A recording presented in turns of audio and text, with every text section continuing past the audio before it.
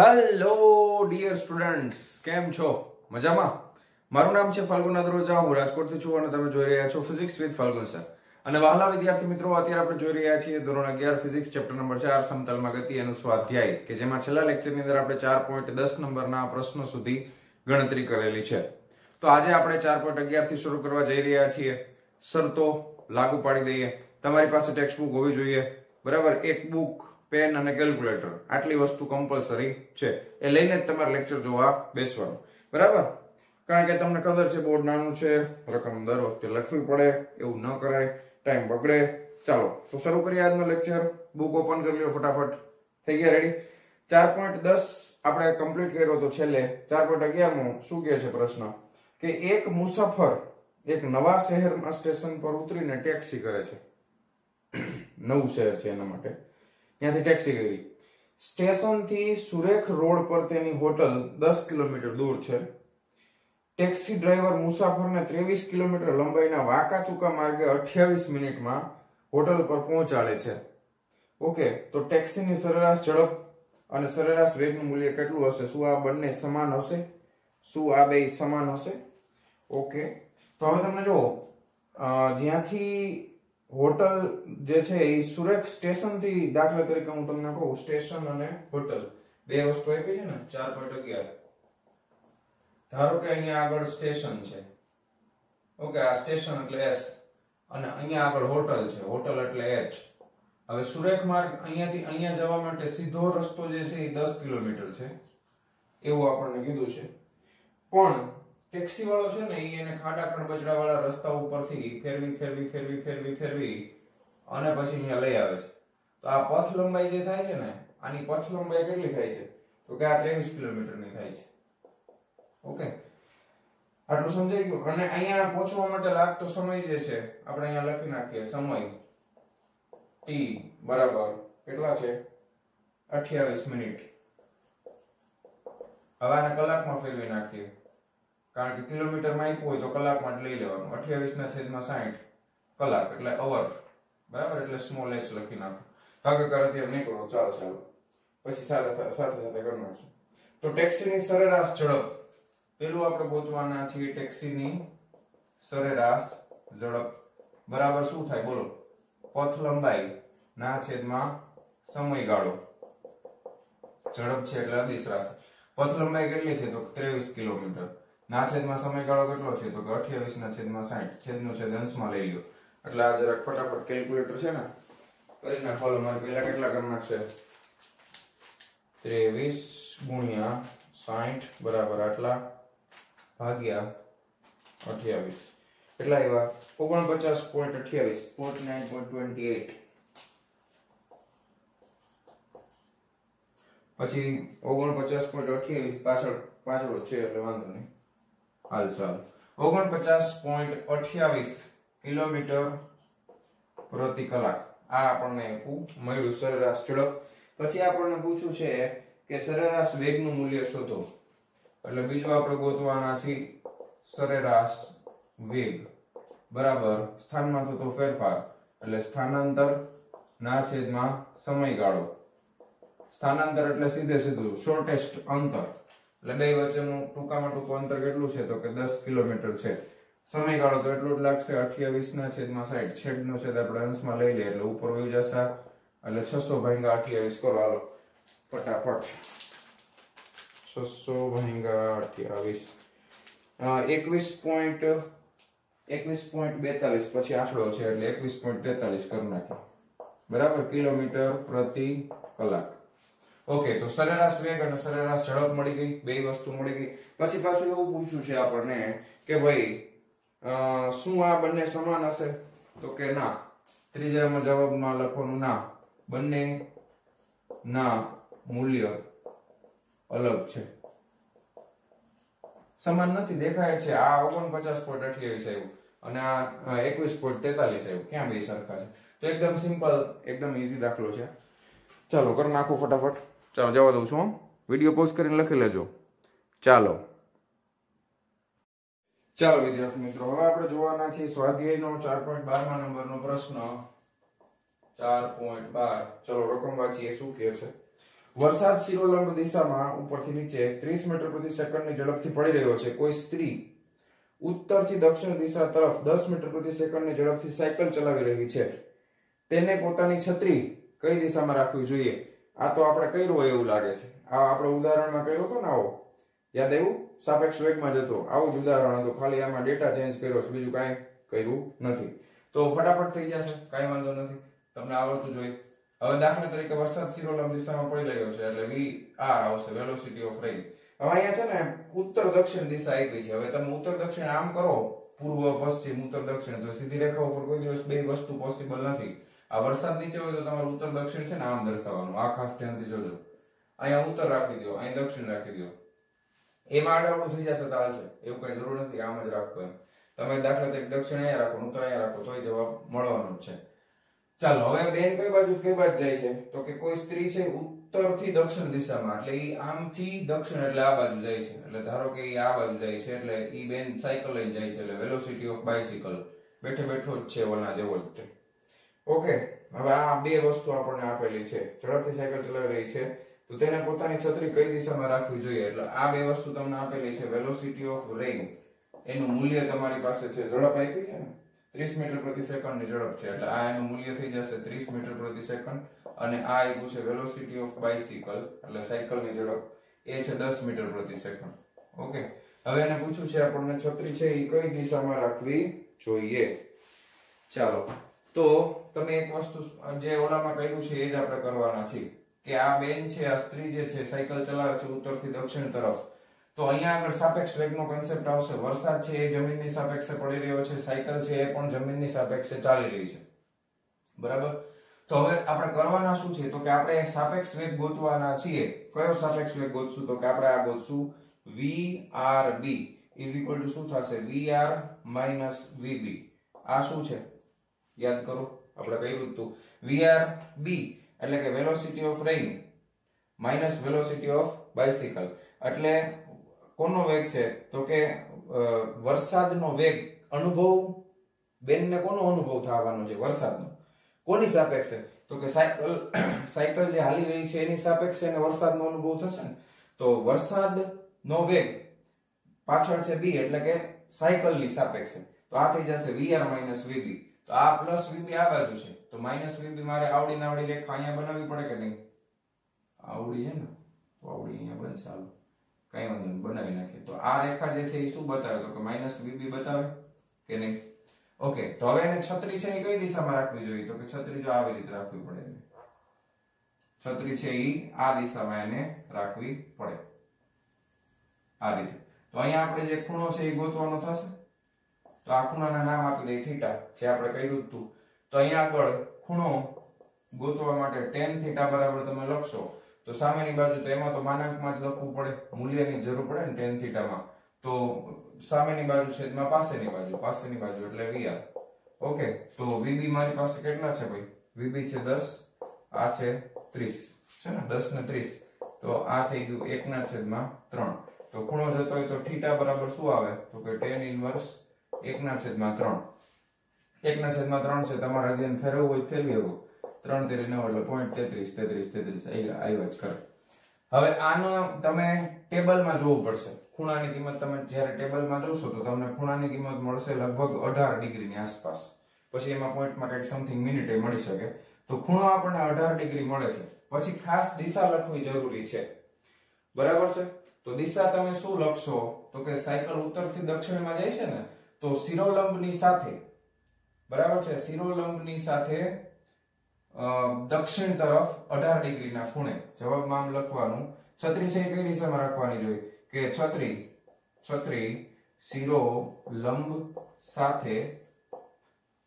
સાથે દક્ષિણ ઉત્તર દક્ષિણ દક્ષિણ તરફ 18 ડિગ્રીના ખૂણે રાખવી જોઈએ.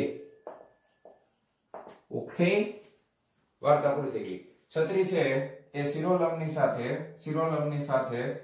18 ડિગ્રીના ખૂણે દક્ષિણ દિશામાં રાખવી જોઈએ. આમ રાખવી જોઈએ છત્રી. સમજાણું? આ દિશામાં રાખવી પડે, બરાબર ને?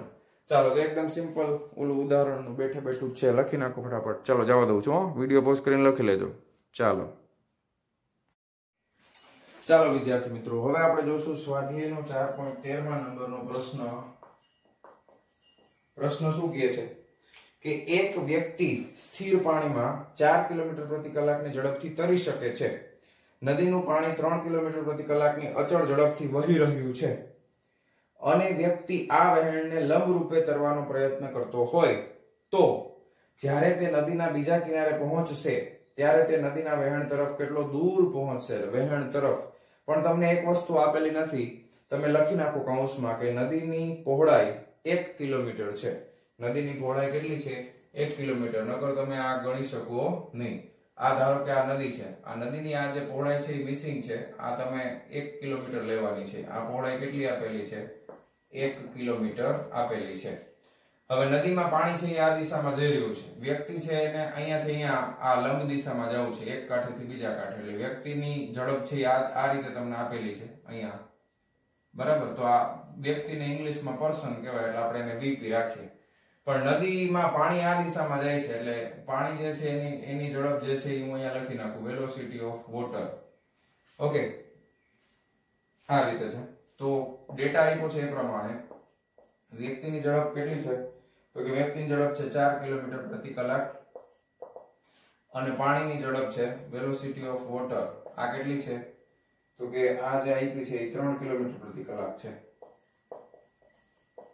ઓકે, હવે વ્યક્તિને ખરેખર જવું તો આમ, પાણી આમ છે એટલે એનો સાપેક્ષ વેગના લીધે વ્યક્તિ જે છે એ આ માર્ગ ઉપર જશે. ઓકે, તો આ એનો રિઝલ્ટન્ટ પરિણામી વેગ છે, આ દિશામાં છે. ઓકે, હવે આપણે એમ કીધું છે કે તે નદીના વહેણ તરફ કેટલે દૂર પહોંચશે. તો નદીના વહેણ તરફ ખરેખર તો એ અહીંયા પહોંચવો જોઈએ, પણ એ આટલો દૂર સપોઝ અહીંયા ક્યાંક પહોંચે છે, તો આ અંતર ધારો કે x છે. નદીના વહેણ તરફ કેટલે દૂર, એટલે આ x અંતર આપણે ગોતવાનું છે. તમને ખબર પડી? નદીના વહેણ તરફ, નદી આમ જાય છે, પાણી આમ જાય છે ને, તો વહેણ તરફ એ આટલું અંતર કાપી નાખશે, બરાબર. હવે તમે સૌથી પહેલા જો vp આપેલું છે, તો અહીંયા તમે વ્યક્તિને નદી પાર કરવા માટે લાગતો સમય આપણને મળી જશે, કારણ કે વ્યક્તિનો વેગ આપણને ખબર છે 4 કિલોમીટર પ્રતિ કલાક, એટલે 1 કલાકમાં 4 કિલોમીટરનું અંતર કાપે છે.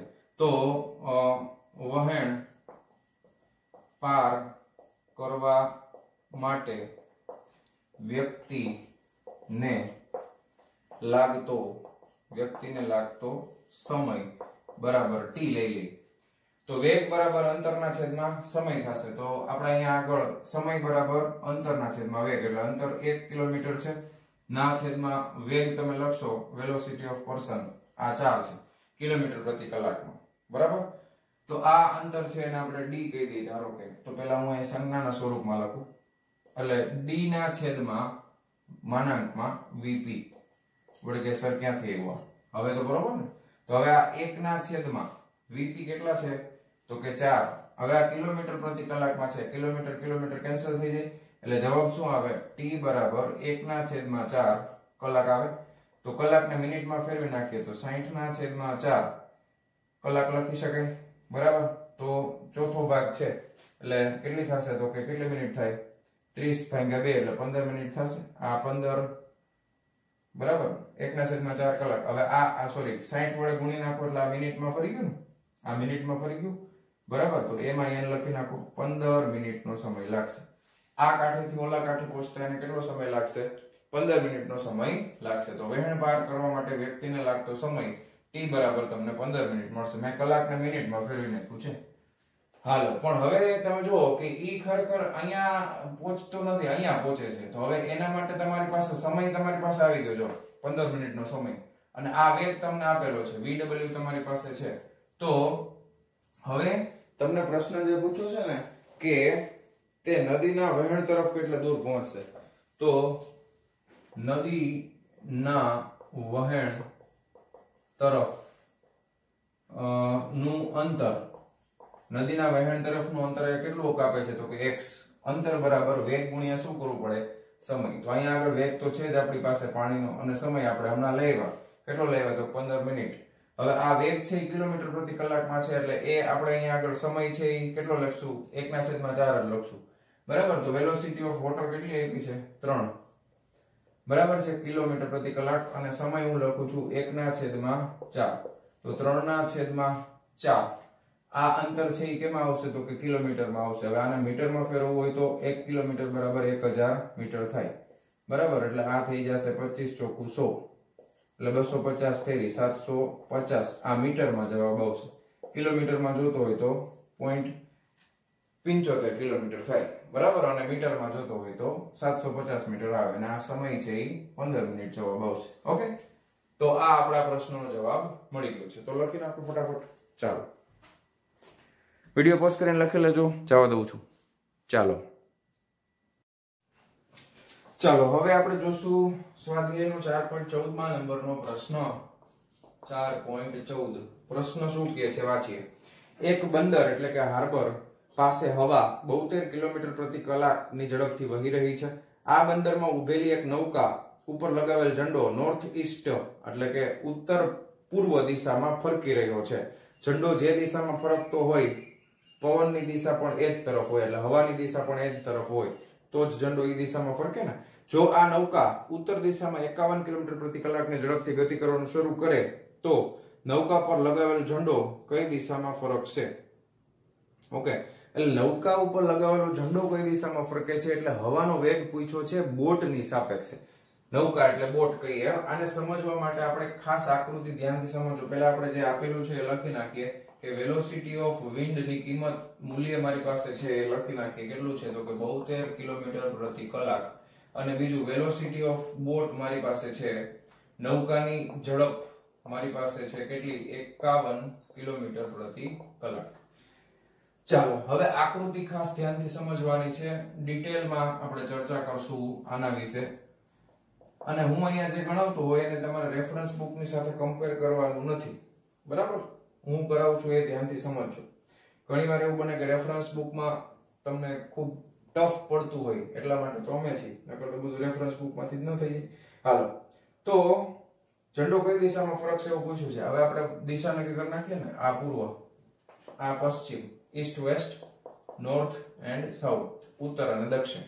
રેડી? હાલો, હવે આપણને એમ કીધું છે કે નોર્થ ઈસ્ટ દિશા એટલે કઈ સમજવી? પેલો પ્રશ્ન તો ત્યાં આવીને ઉભો રહે. નોર્થ ઈસ્ટ દિશા એટલે શું સમજવું સાહેબ? નોર્થ ઈસ્ટ દિશા એટલે પૂર્વ અને ઉત્તરની એક્ઝેક્ટ વચ્ચે એટલે 45 નો ખૂણો બને. બરાબર, આ દિશામાં. તો અહીંયા આગળ જે ખૂણો બને છે એ એક્ઝેક્ટ 45 ડિગ્રીનો બનતો હોય, તો આ નોર્થ ઈસ્ટ દિશા થઈ ગઈ. આ દિશામાં શું વાય છે? તો પવન વાય છે. તો આ વેલોસિટી ઓફ વિન્ડ થઈ ગયું. પવન એટલે વિન્ડ, ઇંગ્લિશમાં વિન્ડ કહેવાય. હવે વેલોસિટી ઓફ બોટ ઉત્તર દિશામાં ગતિની શરૂઆત કરે છે 51 કિલોમીટર પ્રતિ કલાકની ઝડપથી, એટલે ઉત્તર દિશામાં આમ જાય છે, એટલે આ વેલોસિટી ઓફ વિન્ડ થઈ ગયું. Sorry, boat. આ વેલોસિટી ઓફ બોટ આવી ગયું. હવે ધ્યાનથી સમજો. તમને પ્રશ્નમાં પૂછ્યું છે કે આ ઉત્તર દિશામાં જતી હોય ને બોટ, ત્યારે ઝંડો છે ઈ કઈ દિશામાં ફરકે? એટલે તમારે હવાનો વેગ ગોતવાનો છે બોટની સાપેક્ષે. તો તમારે આમ ગોતવાનું છે velocity of wind with respect to boat. આ ગોતવાનું છે વેલોસિટી ઓફ વિન્ડ, પવનની ઝડપ બોટની સાપેક્ષે. એટલે આ તમને ખબર છે શું થાય તો કે VW - VB થાય. શું થાય? સાપેક્ષ વેગનો કોન્સેપ્ટ આવ્યો. VWB બરાબર VW - VB. હવે આપણી પાસે તો આ પ્લસ VB છે, તો માઇનસ VB મારે જોતું હોય તો આટલી ને આટલી લંબાઈ, આ એરો છે એ મારે અહીંયા કરી દેવાનો. બરાબર, તો આ થઈ જશે -VB. ખબર પડી? આ શું થઈ ગયું તો કે -VB થઈ ગયું. રેડી? આટલી વસ્તુ સમજાણી. હવે આપણે કંઈ કરવાનું નથી. હવે સબાચરનો નિયમ વાપરવાનો છે. સમાંતર બાજુ ચતુષ્કોણનો નિયમ આપણે વાપરશું. હવે એક વસ્તુ તમે નોટિસ કરો તો આ ખૂણો કેટલાનો થાય તો કે આ 90 ડિગ્રી થઈ જાય. આ કેટલા ડિગ્રી છે તો કે 90 ડિગ્રી છે. તો હવે બંને સદિશ વચ્ચેનો ખૂણો તો કે VW અને -VB આપણે અહીંયા લખતા જઈએ. VW અને -VB વચ્ચેનો ખૂણો આપણે લખીએ તો ખૂણો થીટા બરાબર કેટલા થશે તો કે 90 + 45. બરાબર, 90 + 45 એટલે 9 × 4 = 13 એટલે 135 ડિગ્રી આવશે. બરાબર, એટલે બે વચ્ચેનો ખૂણો 135 ડિગ્રી મળી ગયો, થીટા મળી ગયો. સબાચરનો નિયમ વાપરી શકાય, કાંઈ વાંધો નથી. સબાચરનો નિયમ શું કહે છે તો કે આને સમાંતર છે એ મારે અહીંયા બનાવવું પડે, અને આને સમાંતર છે એ મારે અહીંયા બનાવવું પડે. તો આ રીતે આપણે બનાવી નાખીએ સબાચર. બરાબર, તો આનો પરિણામી સદિશ છે એ લગભગ તમે જુઓ તો રેડ માર્કરથી બતાવું તો કંઈક આ જગ્યાએ આવી રીતે આપણને મળશે. આવી રીતે જો આ પરિણામી સદિશ આ મળે ને, તો આ પરિણામી સદિશ જે છે એની દિશા ગોતવાની છે. પરિણામી સદિશની શું ગોતવાની છે? તો કે દિશા ગોતવાની છે. ચાલો, તો દિશા ગોતવા માટે સૌથી પહેલા પરિણામી સદિશનું મૂલ્ય ગોતી લઈએ. દિશા ગોતવા માટે શું કરી લઈએ? પરિણામી સદિશનું મૂલ્ય ગોતી લઈએ. એટલે આ જે VWB છે પરિણામી સદિશ VWB એનું આપણે મૂલ્ય ગોતીએ. તો મૂલ્ય માટે તમને ખબર છે કે VWB બરાબર √ શું થઈ જશે? તો કે VW નો સ્ક્વેર અથવા આપણે આને માનાંકમાં લખવાના બદલે ખાલી VW લખીએ તો VW નો વર્ગ પ્લસ બીજું શું છે -VB છે ને, તો -VB નો વર્ગ કરશો એટલે મૂલ્ય જ લખવાનું છે એટલે માઈનસ તો આવે નહીં, તો આ VB નો વર્ગ plus 2VW VB cos theta શું આવશે અહીંયા? cos theta. હવે cos થીટા એટલે cos 135 એટલે ખાસ આ સમજો, cos 135 ડિગ્રી થાય તો આને આમ લખી શકાય cos 90 + 45 cos 90 + 45. બીજું ચરણ આવે cos 90 + 45. તમારે આ તમને આવડતું હોવું જોઈએ ગણિતમાં, બરાબર? આ 0 ડિગ્રી, આ 90 ડિગ્રી, આ 180 ડિગ્રી, આ 270 ડિગ્રી, બરાબર? ઓકે, અહીંયા બધું ધન હોય, અહીંયા sin ધન હોય, all STC, અહીંયા tan ધન હોય અને અહીંયા cos ધન હોય. અહીંયા બધું all એટલે બધું ધન હોય. હવે 90 પ્લસ જાય, જ્યારે 90 પ્લસ થાય એટલે cos હોય એ sin માં રૂપાંતર પામે. આ તમને મેં આગળ સમજાવેલું છે.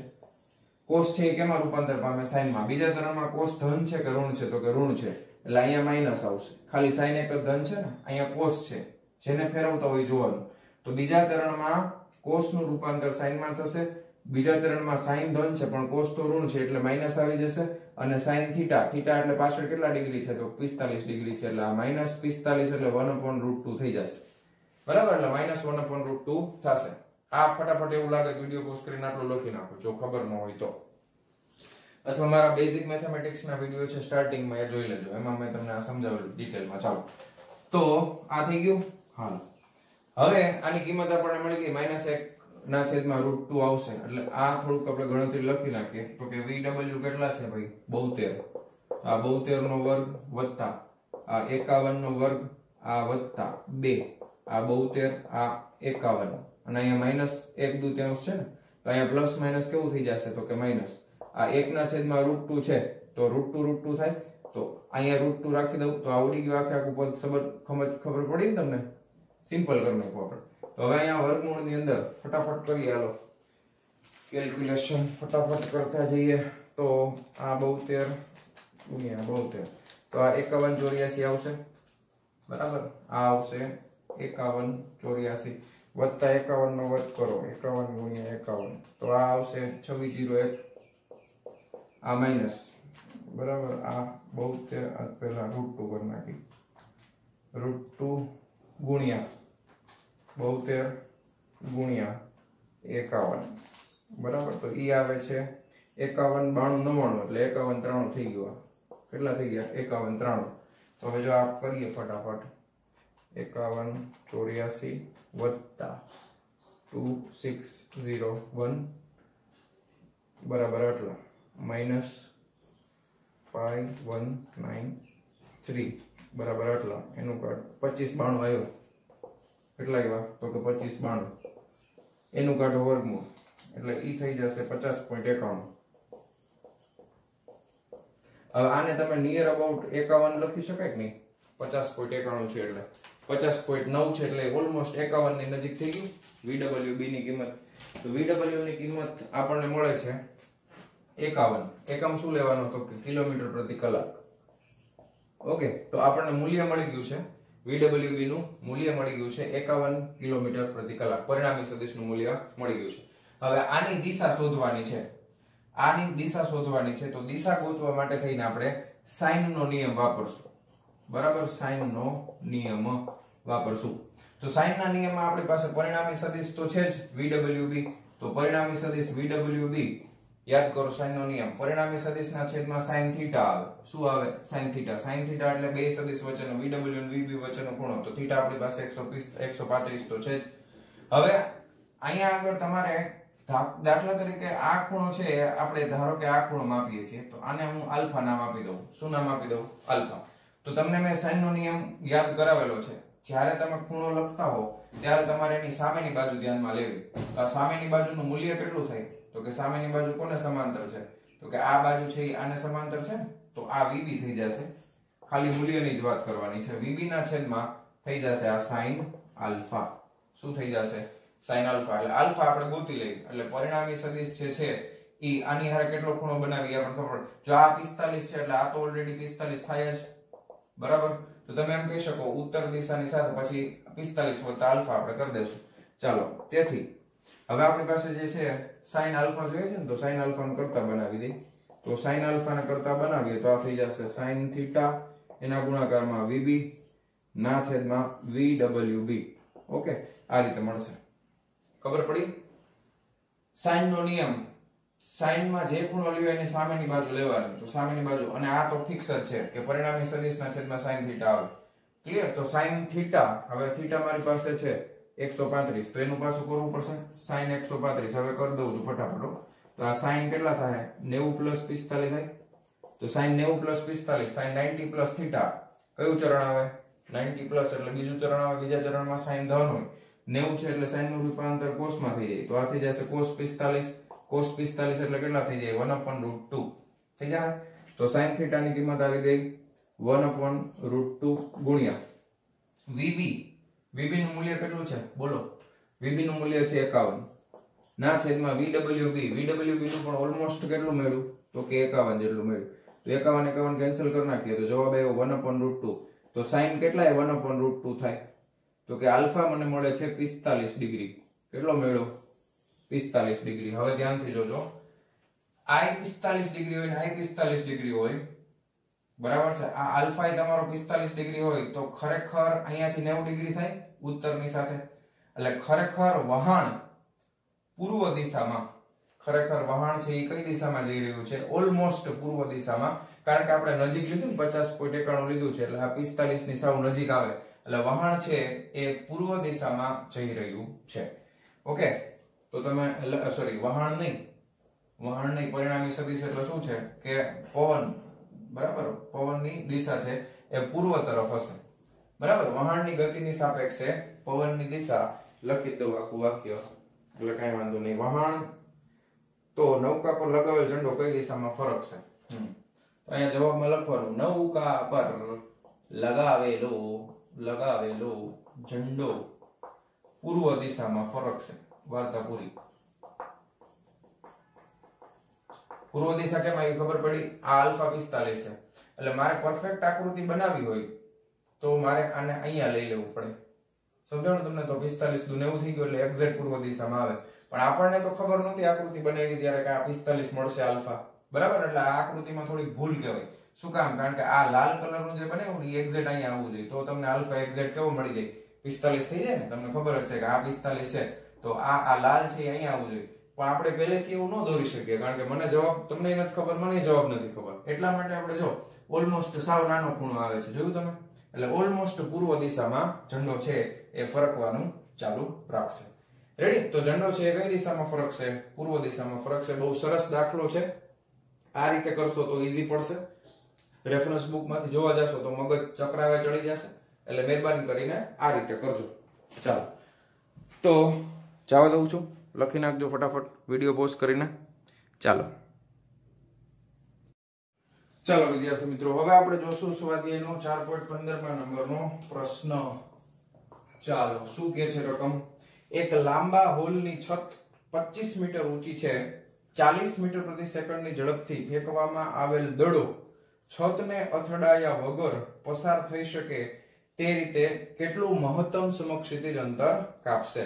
તો તમારે પ્રશ્ન એવો છે કે ધારો કે આ છત આટલી ઊંચી છે, પણ ખરેખર વધારે હોય, આટલી ઊંચી છત છે, પછી તમે અહીંથી દડો ફેંકો ને તો એ દડો છે ને છતને અથડાયા વગર આમ નીકળી જશે. તો આમ નીકળી જશે એટલે આ જે સમક્ષિતિજ અંતર મહત્તમ કાપે એ કેટલું છે, બરાબર? તો એ ડેટા આપણે મહત્તમ ઊંચાઈ તમને આપેલી છે, લખતા જઈએ. તો મહત્તમ ઊંચાઈ એટલે HM બરાબર કેટલી આપી છે? 25 મીટર ઊંચી છે. તો આ 25 મીટર થઈ ગયું. ઓકે, અને પ્રારંભિક વેગ તમે કેટલી ઝડપથી ફેંકો છો? તો કે 40 મીટર પ્રતિ સેકન્ડની ઝડપથી ફેંકીએ છીએ. ચાલો, કઈ વાંધો નથી. હવે આના ઉપરથી તમને છે ને સૌથી પહેલા ખૂણો મળશે. તમને એમ થાય કે સાહેબ મહત્તમ અવધિ છે તો 45 ડિગ્રી નો લઈ લેવાય? ના, નો હાલે. કારણ કે છત લિમિટ આવી ગઈ ને, તમે બની શકે 45 ડિગ્રી ફેંકો છત ને અડી જાય એવું બને. તો સૌથી પહેલા આના ઉપર આપણે ગોતવાનું શું છે તો કે અવધિ એટલે r. હવે આના ઉપરથી સૌથી પહેલા ખૂણો મળશે તો hm બરાબર સૂત્ર ખબર જ હોય v0 square sin square theta 0 ના છેદમાં 2g. બરાબર. ચાલો હવે મારે ખૂણો જોઈએ છે તો sin સ્ક્વેર થીટા 0 ને કરતા બનાવીએ તો શું થઈ જશે 2g hm ના છેદમાં v0 નો સ્ક્વેર. તો આ થઈ જશે 2 g એટલે 9.8 hm કેટલા છે તો કે 25 ના છેદમાં v0 નો સ્ક્વેર ચોકે ચોકે 16 તો આ 1600 થઈ ગયા.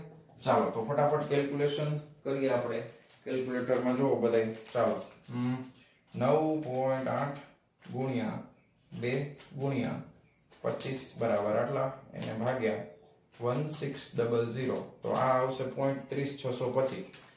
જવાબ કેટલો આવ્યો તો કે 0.30625. પણ આ sin સ્ક્વેર થીટા છે, આપણે sin થીટા જોતો હોય તો વર્ગમૂળ કાઢવું પડે ને. તો હવે આનું વર્ગમૂળ કાઢીએ 0.30625 તો ઈ તમને મળશે 0.5533. કેટલા મળ્યા 0.5533 મળે છે. તો થીટા ની કિંમત જોતી હોય તો તમારે નેચરલ સાઇન ના ટેબલમાં જોવું પડશે 0.5533 ક્યારે મળે છે. તો ચાલો જોવો જોઈએ બધાય કેટલો આવે છે જવાબ. કેટલો આવ્યો નેચરલ સાઇન ના ટેબલમાં જોવો 0.5533 તો તમને મળશે 33.6 ડિગ્રી 33.6 ડિગ્રી અથવા 33 ડિગ્રી અને 36 મિનિટ બે એક જ થાય. તો તમને થીટા 0 ની કિંમત મળી ગઈ 33.6 ડિગ્રી. જોયું 45 ફેંકવું તો અડી જાત ને. હવે મારે જોઈએ છે અવધિ. તો અવધિ માટે તમને સમીકરણ ખબર હોવી જોઈએ. અવધિનું સમીકરણ શું છે તો કે v0 square sin 2 theta 0 divided by g. Okay v0 square sin 2 theta 0 ના છેદમાં g. તો અવધિ આપણે અહીંયા v0 નો સ્ક્વેર ચોકે ચોકે 1600 થઈ ગયા ગુણ્યા sin 2 થીટા એટલે આ 33.6 ગુણ્યા 2 કરવા પડે. તો 33.6 ગુણ્યા 2 કરો એટલે 33 દુ કેટલા થાય 66 થાય ને. 66 ને 6 દુ 12 તો 67.2 ડિગ્રી થશે. 67.2 ડિગ્રી કેલ્ક્યુલેટરમાં કરો તોય કઈ વાંધો નહીં ફટાફટ થાય. તો આ થઈ જશે 9.8. તો તમારે સાઇન નેચરલ સાઇનમાં પાછી 67.2 ડિગ્રીની કિંમત જોવી પડશે. ઈ આવે છે 0.9218. આ કેટલી આવે છે તો કે 0.9218. બાકી બધું એમને રાખો ના છેદમાં 9.8. ઓકે ચાલો જોવો તો ફટાફટ કરીએ ગુણાકાર ભાગાકાર. ચાલો 1600 ગુણ્યા 0.9218 is equal to this એને ભાગ્યા 9.8. ઓકે 150.49 આવ્યો એટલે 150.5 થાય. બરાબર. આ કેટલું થાય તો કે 150.5 એકમ મીટરમાં છે. તો મહત્તમ સમક્ષિતિજ અંતર કેટલું કાપે તો કે 150.5 મીટર જેટલું મહત્તમ સમક્ષિતિજ અંતર કાપશે. દડો 150.5 મીટર જેટલું મહત્તમ સમક્ષિતિજ અંતર કાપે છે એવું તમે લખી લેજો. ઓકે ચાલો વિડિયો પોઝ કરીને લખી નાખો બધાય. ચાલો જવા દઉં છું. ચાલો ચાલો વિદ્યાર્થી મિત્રો હવે આપણે જોઈએ છીએ સ્વાધ્યાયનો 4.16 નંબરનો પ્રશ્ન. ચાલો 4.16 શું કહે છે કે ક્રિકેટનો કોઈ ખેલાડી દડાને 100 મીટર જેટલા મહત્તમ સમક્ષિતિજ અંતર સુધી ફેંકી શકે છે. એટલે અહીંયા આગળ તમને મહત્તમ અંતર એટલે અવધિ આપેલી છે. બરાબર. મહત્તમ અવધિ કહી શકાય ને. rm સમક્ષિતિજ એટલે 100 મીટર. હાલો હવે અવધિ મહત્તમ હોય તો એનું સૂત્ર તો આપણને ખબર જ છે. આ ખેલાડી આ જ દડાને જમીનથી ઉપર તરફ કેટલી ઊંચાઈ સુધી ફેંકી શકશે. કેટલી ઊંચાઈ સુધી જમીનથી ઉપર ફેંકી શકશે એટલે દાખલા તરીકે h બરાબર ક્વેશ્ચન માર્ક. બરાબર ઉપર તરફ ફેંકવાનો છે દડાને આ જ ખેલાડી. હવે ધ્યાનથી સમજજો શું કહેવા માંગે છે પ્રશ્ન કે ઈ ક્રિકેટનો જે ખેલાડી છે દડાને સમક્ષિતિજ ફેંકે તો એ 100 મીટર સુધી ફેંકી શકે. એટલે rm આપણી પાસે છે. હવે rm માટે આપણને સમીકરણ ખબર છે v0 સ્ક્વેર બાય શું થશે તો કે g. બરાબર. અને મહત્તમ અવધિ મહત્તમ છે એટલે ખબર હોય ખૂણો કેટલો થાય તો કે 45 ડિગ્રી થતો હોય. તો 45 ડિગ્રી એટલે sin 2 થીટા બાય g લખીએ છીએ ને આપણે. તો sin 2 થીટા બાય g લખીએ એટલે શું થાય તો કે sin 90 થઈ જાય. sin 90 એટલે 1 થઈ જાય. આપણને સૂત્ર સાબિત કર્યું તો એટલી બધી ખબર છે એટલે ઈ માથાકૂટ આપણે નથી કરતા. તો rm બરાબર v સ્ક્વેર બાય g આપણને મળે. હવે rm ની કિંમત આપણી પાસે છે ઓલરેડી. તો તમે લખી શકો કે v0² g બરાબર શું આવશે તો કે 100 મીટર થશે આ, બરાબર, આ મીટરમાં છે અંતર. ચાલો તો આ આપણને 100 મીટર ખબર છે. હવે આનો આ જ ખેલાડી દડાને મહત્તમ કેટલી ઊંચાઈ સુધી ઉપર, હવે આ જ ખેલાડી છે ને આટલા જ પ્રારંભિક વેગ જે v0 વેગથી એને ફેંકો તો એટલા જ પ્રારંભિક વેગથી દડાને ક્યાં ફેંકે છે તો કે ઉપર ફેંકે છે. તો ઉપર ફેંકે છે એટલે 90 ના ખૂણે જશે. તો હવે આપણે ગતિનું સમીકરણ વાપરવું પડશે. ગતિના 3 સમીકરણોનો અહીંયા આગળ ઉપયોગ કરવો પડશે. તો કયું સમીકરણ આપણે વાપરી શકાય તો કે સમયને આપણી પાસે નથી, મહત્તમ ઊંચાઈ જોઈએ છે. કયું સમીકરણ આવશે તો કે ગતિનું ત્રીજું સમીકરણ. ગતિનું ત્રીજું સમીકરણ શું કહે છે તો કે v² બરાબર v0² પ્લસ 2a x આપણે લખતા ને, આ ગતિનું ત્રીજું સમીકરણ હતું. હવે અહીંયા આગળ જો તમને ખબર છે મહત્તમ ઊંચાઈ પાસે દડો પહોંચે તો મહત્તમ ઊંચાઈ પાસે વેગ કેટલો થઈ જશે તો અંતિમ વેગ તમે લખી શકો કે અંતિમ વેગ v બરાબર 0 પછી કૌંસમાં લખો મહત્તમ ઊંચાઈ a, બરાબર. પછી અહીંયા પ્રવેગ કેટલો થશે તો કે તમારો દડો તમે ગુરુત્વ પ્રવેગની વિરુદ્ધ દિશામાં ફેંકો છો એટલે a બરાબર થઈ જશે -g બરાબર -9.8 મીટર પ્રતિ સેકન્ડ નો વર્ગ. ઓકે, પ્રવેગ. અને ઉપર તરફ ફેંકો છો એટલે મહત્તમ ઊંચાઈ છે એટલે આપણે x બરાબર શું લખી નાખીએ તો કે h લખી નાખીએ. હવે આ બધી કિંમત આપણે અહીં મૂકી દઈએ તો આ 0 બરાબર પ્રારંભિક વેગ, તો જો આ v0² ખબર નથી, બરાબર, આ માઈનસ થઈ જશે, આ 2 આ g અને x ની જગ્યાએ થઈ જશે h. તેથી ઊંચાઈ મારે જોઈએ છે તો h ને કરતા બનાવીએ તો આ બાજુ આવે તો ધન થઈ જાય, તો આ શું વધે v0² અને છેદમાં શું આવી જશે 2g. થઈ ગયું. જો આને આ બાજુ લઈ લ્યો એટલે ધન થઈ ગયું, v0² ના છેદમાં 2g એટલે h મળી ગયા. હવે મારી પાસે v0² g બરાબર તો 100 મીટર છે, પણ અહીંયા તો v0² 2g છે એટલે આ 1/2 ને બહાર કાઢી લઈએ તો આ v0² g લખી શકાય. આને આપણે આપી દઈએ સમીકરણ નંબર 1, આને શું આપી દઈએ સમીકરણ નંબર 1.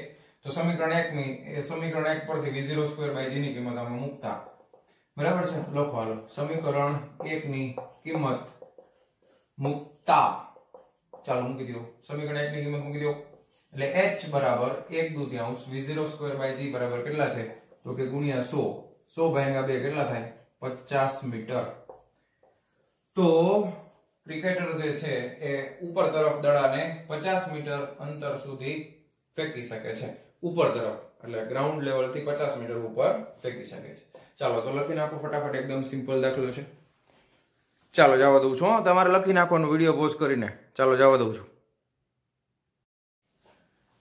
હવે આપણે જોશું 4.17 નંબરનો પ્રશ્ન સ્વાધ્યાયનો 4.17 શું કહે છે 80 સેન્ટીમીટર લાંબા દોરડાના છેડે એક પથ્થર બાંધેલો છે, તેને અચળ ઝડપથી સમક્ષિતિજ વર્તુળાકાર ફેરવવામાં આવે છે. જો પથ્થર 25 સેકન્ડમાં 14 પરિભ્રમણ પૂરા કરતો હોય તો પથ્થરના પ્રવેગનું માન તથા તેની દિશા શોધો. હવે દોરડાના છેડે પથ્થર બાંધેલો છે એટલે દોરડાની ત્રિજ્યા તમે સૌથી પહેલા લખી શકો r બરાબર 80 સેન્ટીમીટરમાં છે. આ ત્રિજ્યા કેમાં લખેલી છે તો સેન્ટીમીટરમાં છે. ઓકે, કઈ વાંધો નહીં. ચાલો 80 સેન્ટીમીટર ત્રિજ્યા વાળું છે. જો 25 સેકન્ડમાં 14 પરિભ્રમણ પૂરા કરતા હોય તો પથ્થરના પ્રવેગનું માન તથા, એટલે અહીંયા આગળ કેન્દ્રગામી પ્રવેગ થાય તમને બધાને ખબર છે, તો કેન્દ્રગામી પ્રવેગ શોધવાનો છે. હવે તમને છે ને તમે આ બે રીતે કરી શકો. વેગ ગોતીને કરી શકાય એટલે કે ઝડપનું મૂલ્ય ગોતીને ઝડપ ગોતીને કરી શકાય, વેગનું મૂલ્ય એટલે ઝડપ, અથવા તો ખૂણાના સંદર્ભમાં પણ કરી શકાય. તો અહીંયા આગળ આપણે પ્રવેગ માટે સમીકરણ આપણે વાપરીએ, દાખલા તરીકે ω²r સમીકરણ વાપરવું છે. તો ઓમેગા એટલે કોણીય વેગ થશે ને, તો ઓમેગા બરાબર કોણીય વેગ એટલે થાય આપણને શું ખબર છે તો કે ઓમેગા બરાબર ડેલ્ટા થીટા ના છેદમાં ડેલ્ટા ટી, એટલે તમે થીટા ના છેદમાં ટી લખી શકો. થીટા એટલે કોણીય અંતર થાય, તો અહીંયા આગળ અહીં તમે લખી શકો કે અહીં થીટા બરાબર કોણીય અંતર, અને કોણીય અંતર કેટલું થશે તો કે થીટા બરાબર કોણીય અંતર કેટલા પરિભ્રમણ કરે છે તો કે જો કેટલા ચક્કર આ ફરી ગયું 14 પરિભ્રમણ કરે છે, તો કે 14 પરિભ્રમણ અને એક પરિભ્રમણમાં કેટલો ખૂણો ફરી જાય તો 360 ડિગ્રી. તો પાઈ ના સ્વરૂપમાં લખવું હોય તો 2 પાઈ થાય, પાઈ એટલે 180, 360 બરાબર, આ રેડિયનમાં આવી જશે. તો આ અહીંયા આગળ આપણને થીટા આટલું મળશે, અને સમય તમને ખબર છે આટલું કોણીય અંતર ફરવા માટે કેટલો સમય લાગે છે તો કે એ સમય તમને આપી દીધો છે 25 સેકન્ડ. આ 25 સેકન્ડ તમને આપ્યું છે. ઓકે, હાલો તો આ વસ્તુ તમને આપેલી છે આ ખૂણો છે એ કેમ આપણે લીધો છે તો કે આ રેડિયન માં લીધો છે એટલે પછી કઈ લોચો ન પડે તમને હાલો તો આ થઈ જશે 14 ગુણ્યા 2 પાઈ ના છેદમાં 25 હાલો કરો ફટાફટ કેલ્ક્યુલેટર માં કેલ્ક્યુલેટ કરો ચાલો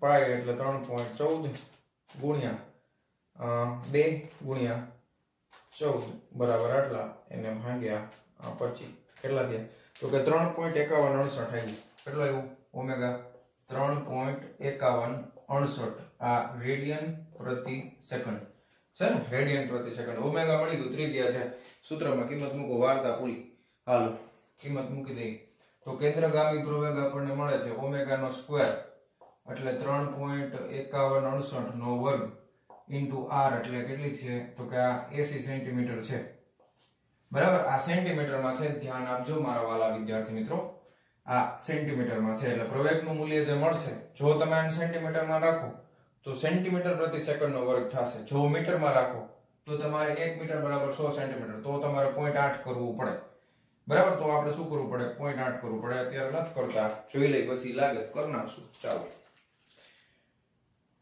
ગુણ્યા 3.5168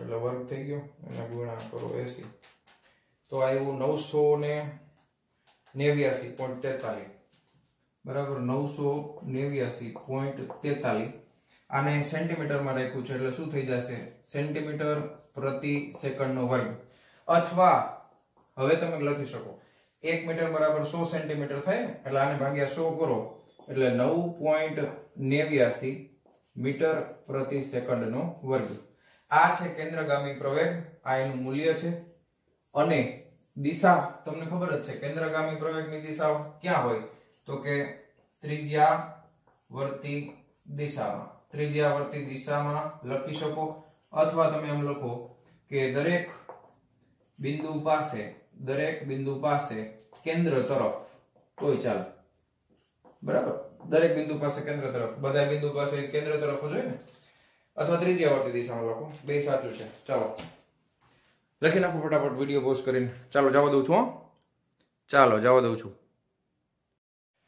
ચાલો વિદ્યાર્થી મિત્રો હવે આપણે જોઈએ છીએ સ્વાધ્યાયનો 4.18 માં નંબરનો પ્રશ્ન 4.18 ચાલો શું કહે છે પ્રશ્ન વાંચી લઈએ એક વિમાન 900 કિલોમીટર પ્રતિ કલાકની અચળ ઝડપથી ઉડી રહ્યું છે અને 1 કિલોમીટર ત્રિજ્યાનું સમક્ષિતિજ વર્તુળ બનાવે છે એટલે વિમાન ઉડે છે આમ આ રીતે આમ પડે ગોળ ચાલો તેના કેન્દ્રગામી પ્રવેગ અને ગુરુત્વીય પ્રવેગની સરખામણી કરો આટલી વસ્તુ આપી છે તો સૌથી પહેલા વિમાનની ત્રિજ્યા આપણને વેગ આપ્યો છે એટલે કે ઝડપ આપેલી છે તો ઝડપ એટલે વેગનું મૂલ્ય એટલે ખાલી v ઉપર સદિશ નહીં કરવાનું 900 કિલોમીટર પ્રતિ કલાક અને ત્રિજ્યા આપી છે વર્તુળની કેપિટલ R બરાબર 1 કિલોમીટર ઓકે હવે આપણે સરખામણી કરવાની છે ગુરુત્વીય પ્રવેગ અને કેન્દ્રગામી પ્રવેગની તો કેન્દ્રગામી પ્રવેગ તો છે ને એટલે મેળવવો પડશે ગુરુત્વીય પ્રવેગ સ્મોલ g બરાબર તમને ખબર હોય 9.8 મીટર પ્રતિ સેકન્ડ નો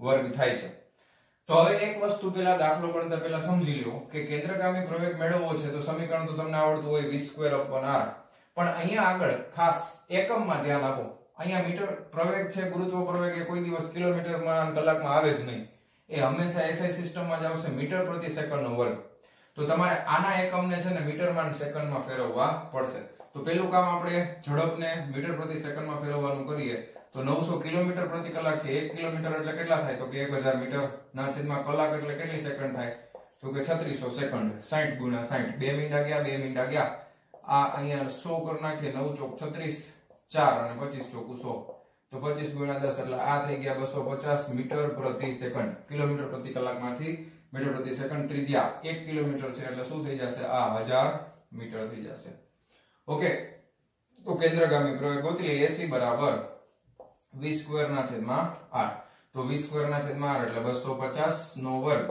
ના છેદમાં r એટલે કેટલા છે ભાઈ 1000 મીટર છે બરાબર આને કદાચ એમને અત્યારે તમારે કરીએ થોડું કેલ્ક્યુલેટર હાથમાં ન લેવું તો સારું પડે 2 મિનિટ ઉડાડી દીધા 5 2 10 25 બરાબર ને તો તો આ 2 2 દુ 4 ને 1 2 5 10 25 નો વર્ગ કેટલા થાય તો કે 625 થાય કે નહીં? એમાં પોઈન્ટ 1 છે એટલે 62.5 આવે. ઓકે 62.5 મીટર પ્રતિ સેકન્ડ નો વર્ગ વિધાઉટ કેલ્ક્યુલેટર. તમે કેલ્ક્યુલેટર વાપરજો. હાલો તો આ કેટલો આવ્યો? 62.5 મીટર પ્રતિ સેકન્ડ નો વર્ગ આવી ગયું. પણ આ કેન્દ્રગામી પ્રયોગ તમને સરખામણી કીધી છે, મેં તમને સમજાવેલું છે. જ્યારે પણ એમ પૂછે સરખામણી કરો એટલે તમારે સરખામણી આવી રીતે કરવી કે ભાઈ કેન્દ્રગામી પ્રવેગ ગુણોત્તર લેવાનું હોય ના છેદમાં ગુરુત્વ પ્રવેગ. તો કેન્દ્રગામી પ્રવેગ એટલે AC, ગુરુત્વ પ્રવેગ એટલે G. હાલો તો કેન્દ્રગામી પ્રવેગ એટલે AC અને ગુરુત્વ પ્રવેગ એટલે G. કેન્દ્રગામી પ્રવેગ કેટલો છે તો કે 62.5 બરાબર ના છેદમાં G કેટલા છે તો કે G એટલે 9.8 છે. તો 62.5 ભાગ્યા 9.8 કરો 62.5 divided by 9.8 6.37 કેટલો આવે છે 6.37 અને પાછળ સાતડો છે એટલે 6.38 લખી શકાય 6.38 લખી શકાય અથવા તમે 6.4 લખો કાઈ પ્રોબ્લેમ નથી. તો આ ગુણોત્તર આપણને મળે છે કેન્દ્રગામી પ્રવેગ અને સ્મોલ g વચ્ચેનો. તો આનો મતલબ શું થાય ખબર છે 6.38 નો આનો જવાબ છે ને એટલે અહીંયા હું સામે આમ લખી શકું કેન્દ્રગામી પ્રવેગના છેદમાં g બરાબર આટલો જવાબ આવ્યો. તો તમે એમ કહી શકો કેન્દ્રગામી પ્રવેગ છે ને એ ગુરુત્વ પ્રવેગ કરતા 6.38 ગણો વધારે છે. એટલે પાછળ તમને આ રીતે જવાબ આપેલો છે AC બરાબર 6.38 g બરાબર. 6.4 કરી નાખો તોય વાંધો નથી, 38 છે એટલે એ 4 ની નજીક જ કહેવાય. ચાલો તો લખી નાખો ફટાફટ, એકદમ સિમ્પલ હતો દાખલો. વિડિયો પોઝ કરીને લખી લેજો, જવા દઉં છું. ચાલો વિદ્યાર્થી મિત્રો, હવે આપણે જોવાના છે 4.19 નંબરનો પ્રશ્ન કે જેમાં કઈક પ્રશ્નો પૂછ્યા છે, ગણતરી જેવું કઈ લાગતું નથી. નીચે આપેલ વિધાનોને ધ્યાનથી વાંચો અને કારણ સહિત દર્શાવો કે તે સાચા છે કે ખોટા. હું જવાબ બોલતો જઈશ, લખીશ નહીં, સાચું ખોટું જ લખીશ. કારણ તમારે લખવાનું બરાબર, કારણ હું તમને સમજાવી દઈશ, નો ડાઉટ. ચાલો પહેલો પ્રશ્ન તમને એમ પૂછ્યો છે કે વર્તુળ ગતિમાં કોઈ કણનો ચોખ્ખો પ્રવેગ હંમેશા વર્તુળાકાર પથની ત્રિજ્યાની દિશામાં કેન્દ્ર તરફ હોય છે. હવે અહીંયા આગળ એક શબ્દ ખૂટે છે, નિયમિત વર્તુળ ગતિ. કેવો શબ્દ ખૂટે છે? નિયમિત વર્તુળ ગતિ. માટે જ ચોખ્ખો પ્રવેગ છે ને કેન્દ્રગામી પ્રવેગ હોય. નિયમિત વર્તુળ ગતિ એટલે ગતિપથ દરમિયાન વર્તુળ ગતિ દરમિયાન દરેક બિંદુ પાસે જ્યારે વેગ અચળ હશે ત્યારે જ પ્રવેગ છે એ કેન્દ્ર તરફ આવેલો હશે. ઓકે, ખાલી વર્તુળ ગતિ માટે કેન્દ્ર તરફ હોય નહીં. તો હું જે બોલ્યો એ તમારે લખવાનું. ઓકે, હું લખી નાખું છું ના, બાકી જે હું બોલ્યો એ તમારે લખવાનું. કેના માટે સાચું છે તો કે જ્યારે નિયમિત વર્તુળ ગતિ શબ્દ વાપરાય ત્યારે સાચું છે, ખાલી વર્તુળ ગતિ માટે સાચું નથી. ઓકે, પછી બીજો પ્રશ્ન, કોઈ બિંદુ પાસે કણનો વેગ હંમેશા તે બિંદુ પાસેના પથની દિશામાં દોરેલા સ્પર્શકની દિશામાં હોય છે. આ વિધાન સાચું જ છે એટલે આમાં કઈ સમજાવવાનું હોય નહીં. ઓકે, કારણ કે કરી નાનું આ વિધાન લખી નાખવાનું બરાબર. હવે આમાં કઈ જાજુ કઈ સમજાવવા જેવું નથી, તમને ખબર જ હોય કોઈ પણ ગતિપથ ગમે એવો હોય એનો સ્પર્શક તમે દોરો ત્યાં તમને વેગની દિશા આપે બરાબર. ચાલો પછી ત્રીજો પ્રશ્ન, નિયમિત વર્તુળ ગતિ કરતા કણ માટે એક પરિભ્રમણ પર લીધેલ સરેરાશ પ્રવેગ 0 સદિશ હોય છે. વાહ, મસ્ત સમજાયું. હા, નિયમિત વર્તુળ ગતિ કરતા કણ માટે એક પરિભ્રમણ પર લીધેલ સરેરાશ પ્રવેગ 0 સદિશ હોય છે. સાચું ખોટું વિચારજો જરાક. જવાબ આવે છે હા, સાચું છે ભાઈ. શું કામ? જો એક ગતિપથ એટલે આખું વર્તુળ ગણવાનું, આપણે આખું વર્તુળ ગણવાનું બરાબર. હવે તમે અહીંયાથી શરૂ કરો છો, ફરતા ફરતા અહીંયા બધી જગ્યાએ આવ્યા. હવે દરેક બિંદુ પાસે તમે પ્રવેગને જોશો તો એ કેન્દ્રવર્તી અને કેન્દ્ર તરફ હશે ને, ત્રિજ્યાવર્તી દિશામાં કેન્દ્ર તરફ. આ સેન્ટર છે તો આ કેન્દ્રગામી પ્રવેગ અહીંયા આ દિશામાં, અહીંયા કેન્દ્રગામી પ્રવેગ તો કે આ દિશામાં, અહીંયા કેન્દ્રગામી પ્રવેગ તો કે આ દિશામાં, અહીંયા કેન્દ્રગામી પ્રવેગ તો કે આ દિશામાં. બધી ત્રિજ્યાવર્તી દિશામાં છે એટલે બધાની મૂલ્ય બધાના સરખા, ત્રિજ્યા જેટલા થાય અને બધાની દિશા તમે જોવો. આનો ઘટક છે એ આને ખાઈ જાય એટલે આ બે એકબીજાની અસરને નાબૂદ કરી દે. આ જે છે એ આની અસરને તો તમે કોઈ પણ બિંદુ વર્તુળમાં લેશો ને તો સામે કેન્દ્રગામી પ્રવેગ એકબીજાની અસરને શું કરી દે? નાબૂદ કરી દે. એટલે પરિણામી કેન્દ્રગામી પ્રવેગ હંમેશા કેવો થાય તો કે શૂન્ય થાય. તત્ સર્વમ શૂન્યમ શૂન્યમ. શું આવે? શૂન્ય પ્રવેગ આવશે. ઓકે, તો આ હતો સ્વાધ્યાયનો 4.19 નંબરનો પ્રશ્ન ABC વાર્તા રે વાર્તા ભાભા ઢોર ચાલતા. હાલો લખી નાખજો. ચાલો જવા દઉં છું. ચાલો ચાલો વિદ્યાર્થી મિત્રો, હવે આપણે જોવાના છે સ્વાધ્યાયનો 4.20 નંબરનો પ્રશ્ન. ઓકે, શું કહે છે 4.20? ઓકે, એક કણનું સ્થાન સદિશ નીચે દર્શાવ્યા પ્રમાણે તમને એક સૂત્ર આપ્યું છે, મારે લખવું જ પડશે. સ્થાન સદિશ છે એટલે r સદિશ બરાબર તમને આપ્યું છે 3.0 લખવા જરૂર નથી, 3t i cap 2t square j cap okay plus 4.0 એટલે 4 એકમ આપ્યો છે મીટરમાં. ઓકે, આ સ્થાન સદિશ છે કે જ્યાં સ્મોલ t સેકન્ડમાં તથા દરેક સહગુણકનો એકમ એ રીતે છે કે જેથી સ્મોલ r છે એ મીટરમાં મળે. તો તમારે કઈ કઈ વસ્તુ ગોતવાની છે? તો કે કણનો વેગ તથા પ્રવેગ મેળવો. હવે ઘાટા અક્ષરોમાં છે એટલે વેગ એટલે કે v સદિશ ગોતવાનો છે. ઓકે બરાબર, ક્વેશ્ચન માર્ક પ્રવેગ એટલે સદિશ એ ગોતવાનો છે ક્વેશ્ચન માર્ક. પછી એમ કીધું છે કે t બરાબર 2 સેકન્ડે કણના વેગનું માન તથા દિશા શોધો. તો t બરાબર 2 સેકન્ડ થાય ત્યારે કણના વેગનું માન એટલે માનાંકમાં વેગ એનું મૂલ્ય તથા દિશા એટલે થીટા ખૂણો, બરાબર, દિશા એટલે ખૂણો એ ગોતવાના છે. ઓકે ચાલો આટલી વસ્તુ કરવાની છે. તો એકદમ સિમ્પલ, તમને આવડતું જોઈએ આ બધું. ચાલો કરીએ ફટાફટ. હા, વેગ જોઈએ છે, સ્થાન આપ્યું છે, તો શું કરવાનું? વિકલન કરવું પડશે ને, થાય કે નહીં? વિકલન કરવાનું હોય ને, તો વેગ v બરાબર તમે લખી શકો dr by dt, સ્થાનનું સમય પ્રત્યે વિકલન. તો d by dt આપણે કરીએ તો અહીંયા 3t i cap છે, અચ્છા sorry, -2t square j cap છે પ્લસ 4 છે. ઓકે, હવે વિકલન કરી નાખો ફટાફટ. હાલો, ત્રણ અચળ છે, બહાર નીકળી ગયો. t નું t પ્રત્યે વિકલન 1 થાય એટલે i cap એમનેમ આવી જશે, માઈનસ બહાર નીકળી જશે, બગડો 12. t સ્ક્વેર નું વિકલન ઘાત આગળ આવે, એક ઘાત ઓછી થાય એટલે 2t j cap છે તો j cap એમનેમ રહેશે, પ્લસ અચળ નું વિકલન થાય 0 એટલે આ થઈ જશે 3i cap minus 2 to the 4t j cap થઈ જશે. તો આ મને મળી ગયો છે વેગ સદિશ. ઓકે, વેગ છે એકમ શું થાય ખાસ? મીટર પ્રતિ સેકન્ડ, એકમ લખવાનો પાછળ. રેડી? ઓકે, કઈ પ્રોબ્લેમ નથી ને? ચાલો તો આ લખી નાખો વેગ. હવે આપણે જોઈએ છે પ્રવેગ. તો કે પ્રવેગ ગોતી લઈ. ચાલો કઈ વાંધો નહીં. પ્રવેગ માટે શું કરવું પડે? તો કે વેગનું સમય પ્રત્યે વિકલન. તો dv by dt કરો. તો dv by dt બરાબર આનું આપણે વિકલન કરવું છે d by dt બરાબર, અહીંયા લખી નાખીએ 3i cap minus 4t j cap. Okay, પછી આનું વિકલન કરીએ તો 3 નું વિકલન 0 થઈ જાય, તો એ તો ગ્રુપ પૂરું થઈ ગયું. આ -4 અચળ છે, બહાર નીકળી ગયો, t પ્રત્યે વિકલન એટલે ખાલી -4 j cap આવે. તો આ આપણને મળી ગયો છે પ્રવેગ. રેડી? ચાલો, વેગ મળી ગયો, પ્રવેગ મળી ગયો. હવે આપણે શું ગોતવાનું છે? તો કે વેગ ને પ્રવેગ મળી ગયો. t બરાબર 2 સેકન્ડ થાય ત્યારે વેગનું મૂલ્ય ગોતવાનું છે. તો ચાલો શરૂ કરીએ કે t બરાબર 2 સેકન્ડ સમયે વેગ v બરાબર, હવે આમાં મારે સમીકરણમાં t ની જગ્યાએ 2 મૂકવા પડશે ને, એટલે 3i cap minus 4t j cap છે. ઓકે, હવે અહીંયા મારે શું મૂકવાનું? t બરાબર 2 મૂકવાનું છે, તો 3i cap minus 4 into 2 j cap એટલે આ થઈ ગયું 3i cap minus 4 દુ 8 j cap થઈ ગયું. તો આ તો હજી મારે સદિશના સ્વરૂપમાં છે, એકમ લખી નાખીએ મીટર પ્રતિ સેકન્ડ. હવે મારે મૂલ્ય જોઈએ છે, ખાસ ધ્યાન આપજો. મૂલ્ય જોતું હોય તો માનાંકમાં સદિશ v, તો અંડર રૂટ ઓફ શું થાય? x ઘટકનો વર્ગ, x એટલે 3 છે એનો વર્ગ વત્તા y ઘટકમાં -8 છે, ધ્યાન આપજો. તો -8 નો વર્ગ, તો 3 તેરી વર્ગમૂળમાં 9 પ્લસ 88 64 વત્તા 9 કરો. હાલો કેલ્ક્યુલેશન ફટાફટ. ચાલો 64 વત્તા 9 બરાબર 73 આવ્યા. તો અહીંયા આવશે વર્ગમૂળની અંદર 73. હવે આનું વર્ગમૂળ કાઢો. હાલો ભાઈ, 8.544 આવ્યા એટલે 8.54 એકમ મીટર પ્રતિ સેકન્ડ. શું આવશે? વેગનું એકમ. આ આપણે મૂલ્ય લખ્યું પણ એકમ તો લખવું પડે ને, મીટર પ્રતિ સેકન્ડ.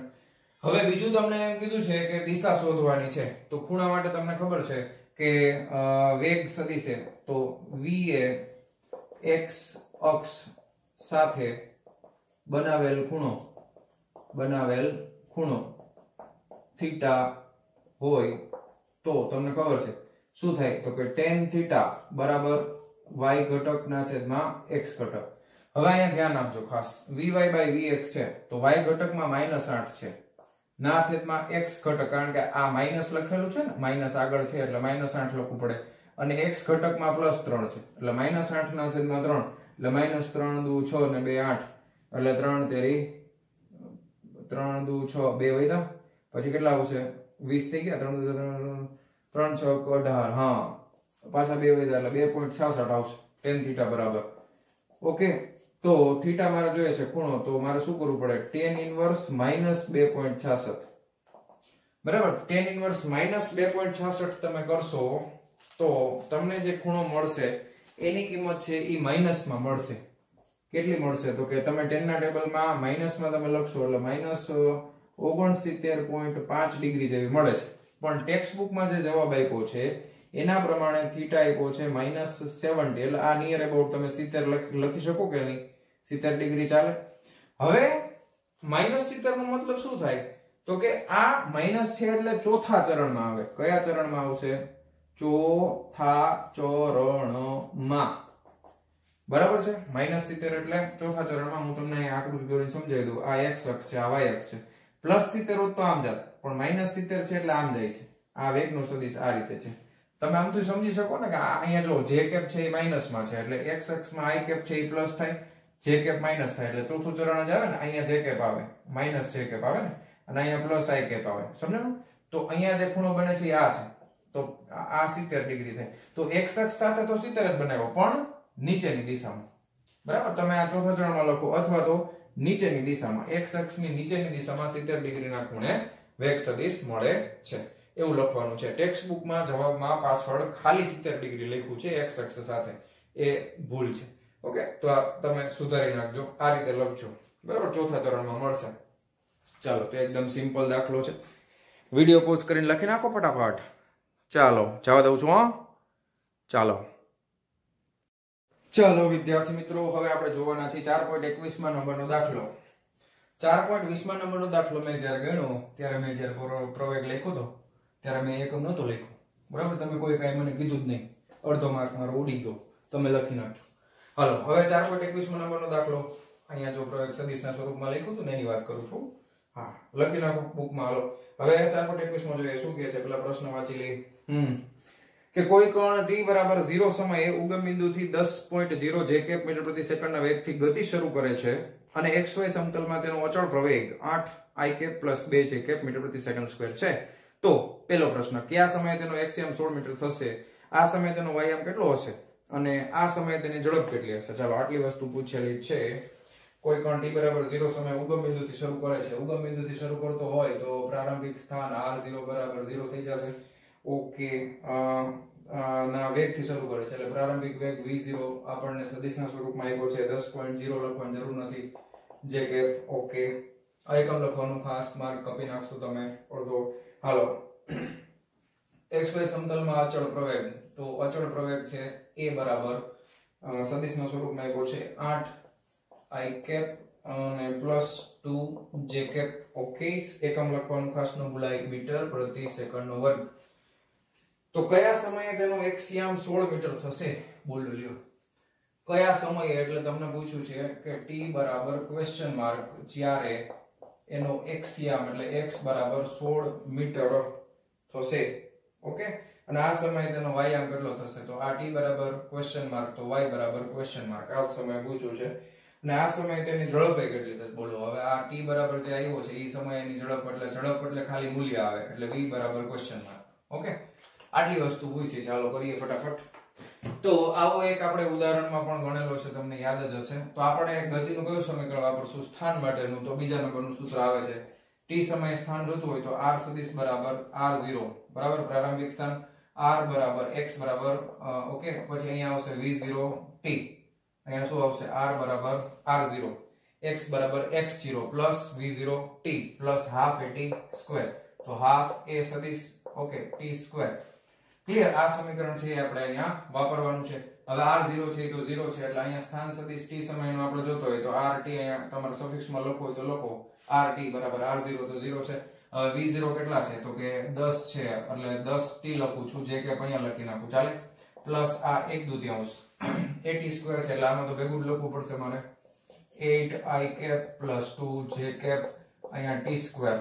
ઓકે હાલો તો આપણને આ રીતે મળે છે સ્થાન સદિશ. ઓકે હવે આનું થોડુંક સાદું રૂપ આપી દઈએ. આ થઈ ગયું 10t j cap પ્લસ આ 1/2 8 થશે એટલે આ 4 થઈ જશે, i cap થઈ જશે પ્લસ આ 1/2 અચ્છા ઓકે સોરી t સ્ક્વેર રહી ગયું એટલે 4t સ્ક્વેર i cap થઈ જશે. ઓકે પ્લસ આ 1/2 ગુણાકારમાં આવે એટલે બગડો કેન્સલ થઈ જાય, j cap આવે t સ્ક્વેર તો t સ્ક્વેર j cap થઈ જાય. ઓકે હાલો હવે i cap વાળા પદ છે અને આગળ લખી નાખીએ તો 4t square i cap plus j cap વાળા પદને પાછળ લખી નાખીએ તો t સ્ક્વેર પ્લસ 10t આ j cap વાળું થઈ ગયું. કૌંસમાં લખી નાખ્યું આ j cap વાળું આ j cap વાળું.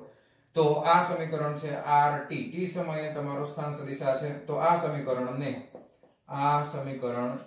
તમે આની હારે સરખાવી શકો. સ્થાન સદિશ r બરાબર x i cap plus y j cap બરાબર એટલે x આમ આ થઈ જશે, y આમ આ થઈ જશે. x આમ તમે આની હારે સરખાવશો એટલે આ થઈ જશે, y આમ સરખાવો એટલે આ થઈ જાય. તો આપણે લખી નાખીએ x બરાબર સમીકરણ પરથી આ સમીકરણને આની સાથે સરખાવતા. ઓકે તો x મળે છે 4t સ્ક્વેર અને y મળે છે t square plus 10t plus 10t. હવે તમને જો x આમ આપી દીધો છે તો t મળી જશે. x આમ આપ્યો છે 16 બરાબર 4t સોરી 14 લખાઈ ગયા સોરી 4t સ્ક્વેર તો t સ્ક્વેર બરાબર ચોકે 16 4 આવ્યા તો t બરાબર પ્લસ ઓર માઈનસ 2 આવે. માઈનસ શક્ય નથી, હવે એ લખતો નથી, હવે એવું તો ખબર જ હોય ને -2 શક્ય નથી એટલે t બરાબર 2 સેકન્ડ આવશે બરાબર. આ સેકન્ડ ACC એટલા માટે લખ્યું કે 5 લો તમે ક્યાંક 25 ન સમજી જાવ એટલે. ઓકે એટલે t બરાબર 2 સેકન્ડ મળી ગઈ. હવે એ કિંમત ક્યાં મૂકી દેશું? અહીંયા. એટલે t પહેલા પ્રશ્નનો જવાબ મળી ગયો 2 સેકન્ડ. પછી y ની કિંમત જોઈએ છે તો અહીંયા 2 મૂકી દો. y બરાબર 2 નો વર્ગ વત્તા 10 ગુણ્યા 2 2 દુ 4 વત્તા 10 દુ 20 ને 4 24 મીટરમાં છે તો y આ મળી ગયો છે 24 મીટર. હાલો મારા વાલીડા વિદ્યાર્થી મિત્રો. ઓકે હવે મારી પાસે t સમયે સ્થાન સદિશ r આપેલો છે, વેગ મારે જોઈએ છે. ઓકે ખાલી વેગ ઝડપ જોઈએ છે ને એટલે વેગનું મૂલ્ય જ જોશે, દિશાની જરૂર નથી. ઝડપ પૂછી છે જો પ્રશ્નમાં વાંચો જરાક પાછો એકવાર જો નજર કરો. આ સમયે તેની ઝડપ કેટલી હશે એટલે માનાંકમાં મારે v જોઈએ છે તો એનો x વેગનો x ઘટકનો વર્ગ એ તમને ખબર જ છે. તો હવે મારે વેગ જોતું હોય તો આનું સમય પ્રત્યે વિકલન કરી નાખું તો વેગ v બરાબર હું લખી શકું છું dr by dt. વેગ v બરાબર શું લખી શકાય? dr by dt. r છે એ કેટલા છે મારા પાસે 4t સ્ક્વેર i cap છે 4t square sorry i cap okay plus t square plus 10t અહીંયા છે j cap. હાલો વિકલન કરીએ સમય પ્રત્યે એટલે 4 એમ નમ રહેશે t સ્ક્વેર નું વિકલન, ઘાત આગળ આવે એક ઘાત ઓછી થાય i cap એમ નમ રહેશે પ્લસ અહીંયા આગળ t સ્ક્વેર નું પાછું આ તમને ખબર છે વિકલન છે આનું પૂરું થઈ ગયું. પછી આમાં બેયને લાગુ પડે, t સ્ક્વેર ને લાગુ પડે સરવાળાનો નિયમ વિકલન માટે એટલે t સ્ક્વેર નું વિકલન તમે કરો એટલે શું થાય?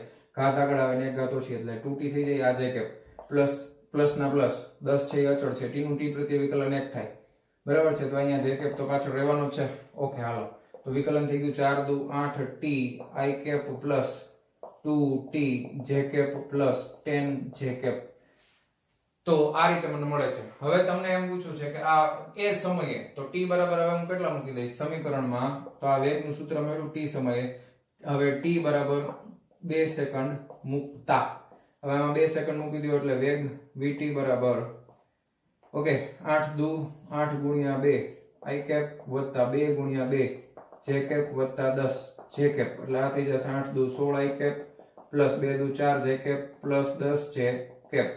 ઓકે તો આ થઈ જશે 16 i cap પ્લસ 10 ને 4 14 j cap. ઓકે વેગનું મૂલ્ય જોઈ છે તો માનાંકમાં vt માનાંકમાં લખો under root of x x ઘટક 16 છે તો આ 16 નો વર્ગ પ્લસ y ઘટક 14 છે 14 નો વર્ગ. ઓકે હાલો કરો કેલ્ક્યુલેશન ફટાફટ. તો 16 ગુણ્યા 16 બરાબર 256 વત્તા 14 નો વર્ગ તો 14 ગુણ્યા 14 ઓકે 196 વત્તા 256 એનું પાછું વર્ગમૂળ એટલે 21.26 જવાબ આવ્યો. કેટલો આવ્યો? 21.26 એકમ મીટર પ્રતિ સેકન્ડ. જોયું માર્ક નો કપાવ દીધો વખતે એકમ નો